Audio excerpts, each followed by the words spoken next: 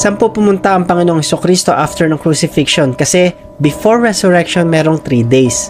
Pumunta ba siya sa langit agad para i-meet ang Diyos Ama? Pumunta ba siya sa impyerno kasi napagtagumpayan niya ang kasalanan, even the gates of hell? Marami po kayo maunawaan, stay tuned. Ang sagot po dito ay, hindi siya agad pumunta sa Diyos Ama.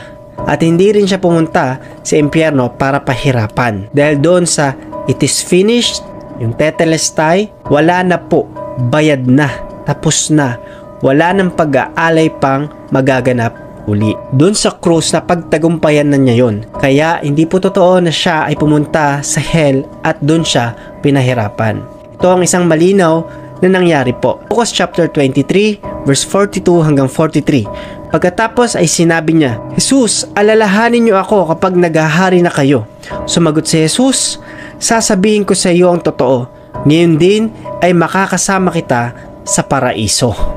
Ito po ang napakalinaw na sinabi ng scripture. After he died from crucifixion, his body is dead, but his spirit is alive.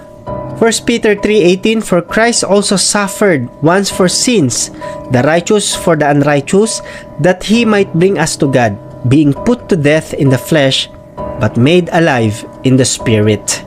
Isa sa mga pinuntahan ng Panginoong Hesukristo, he went to the pit, to the prison of spirits. Pumunta siya sa kailaliman to proclaim what he has done on the cross.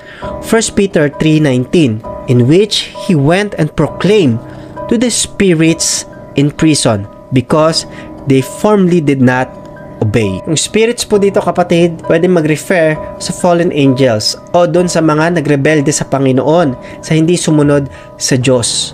At pwedeng i-refer din yung spirits dito sa mga spirito o kaluluwa ng mga tao na hindi nanampalataya sa Panginoon. Dito niya pinroclaim kung ano yung nangyari at napagtagumpayan doon sa krus. Malinaw po na hindi pumunta si Jesus sa hell para pahirapan, kundi pumunta siya sa kailaliman para i-proclaim kung ano yung napagtagumpayan niya sa krus. Pangalawa po, pumunta ang Panginoon sa Abraham's bosom upang hanguin sila at dalhin sa langit. Lahat ng taong na-redeem mula po ng Old Testament na nasa paraiso, kukunin niya po dahil dadalhin niya sa langit. Ephesians 4 verse 8, therefore it says, when he ascended to high, he led a host of captives and he gave gifts to men.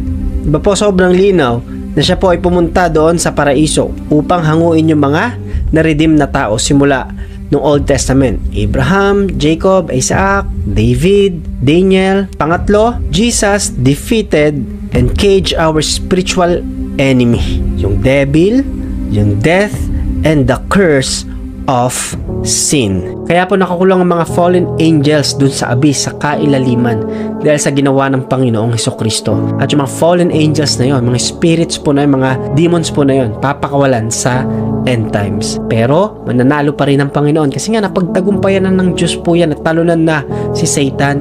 Kahit po yung power of death at yung curse ng sin, napagtagumpayan ng Panginoong Hesukristo po yan. I pray na patuloy tayo manampalataya sa ginawa ng ating Diyos, sa ginawa ng Panginoong Hesukristo sa krus ng Kalbaryo para tayo ay maligtas, upang hanguin tayo sa kapangyarihan ng kasalanan at sa kapangyarihan ng kamatayan. Salamat kapatid kung nakarating ka sa huling part ng video ito. Nasagot ko yung tanong mo, share mo to dun sa unang tao ipapaisip sa iyo ng Panginoon. Hindi lang information ang makuha natin, kundi transformation na nagmumula sa Panginoon. Sapat na pinapakinggan natin para tayo ay tumalikod sa pagkakasala.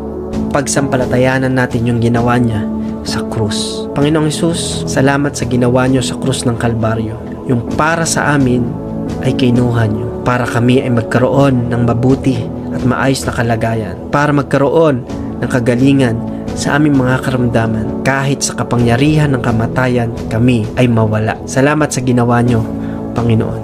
Tinatanggap po kayo bilang Diyos at tagapagligtas ng aking buhay. Hihingi ako ng tawad sa mga nagawa kong kasalanan, Panginoon. Patuloy niyo akong pagharian, patuloy na maganap ko ang kalooban ninyo, Panginoon. Ito po ang aming dalangin sa pangalan ng Panginoong Hesukristo. Amen. Salamat kapatid kung nakarating ka sa huling part ng video ito. Kung nakatulong sa iyo ito, follow, subscribe, If you have question, let me know in the comment section. Gusto ko share mo to sa unang taong ipapaisip sa'yo ng Panginoon at isave mo para pagbulay-bulayan ng salita ng Diyos. God bless kapatid.